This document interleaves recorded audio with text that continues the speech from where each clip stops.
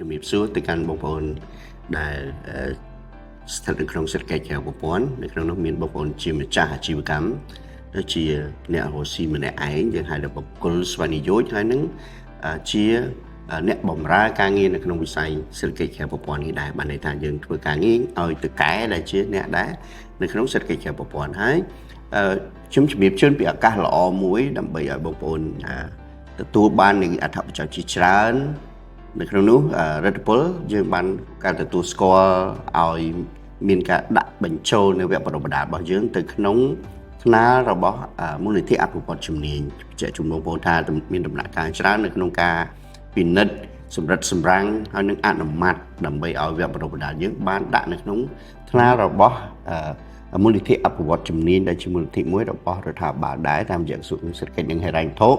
ដែលអនុញ្ញាតឲ្យបងប្អូនដែលស្ថិតនៅក្នុងសេដ្ឋកិច្ចក្រៅប្រព័ន្ធដែលខ្ញុំបានជម្រាបជូនខាងពីដើមមកអញ្ចឹងមានឱកាសនៅក្នុងការទទួលបាននៅកញ្ចប់ថវិកាបាទចំនួន60,000រៀលដើម្បីយកទៅរៀននៅក្នុងវគ្គបណ្ដុះបណ្ដាលដែលស្ថិតនៅក្នុងថ្នាលរបស់មន្ទីរអភិវឌ្ឍជំនាញនេះឯងហើយនេះវាជាឱកាសមួយដែលរដ្ឋពលយើងទទួលបានការទទួលស្គាល់ដែលបានដាក់បញ្ចូលនៅវគ្គចំនួន5នៅពេលបច្ចុប្បន្ននេះអញ្ចឹងបងប្អូនជាឱកាសមួយដែលបងប្អូនអាចរៀនដោយឥតគិតថ្លៃបាទតាមរយៈបណ្ណជំនាញរបស់មូលនិធិអភិវឌ្ឍជំនាញអាចទទួលបាននៃការបណ្ដុះបណ្ដាលទាំងខ្លួនឯងជាម្ចាស់អាជីវកម្មឬក៏ធ្វើការងារម្នាក់ឯងក្តីឬក៏អាច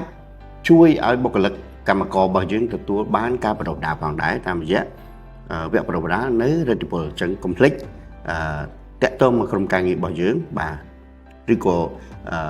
ឆាតមកណា Facebook Page របស់រដ្ឋពលដើម្បីទទួលបានការបង្ហាត់បង្ហាញអំពីរបៀបនៅក្នុងការទទួលបានអត្ថប្រយោជន៍ទាំងនេះបាទសូមអរគុណ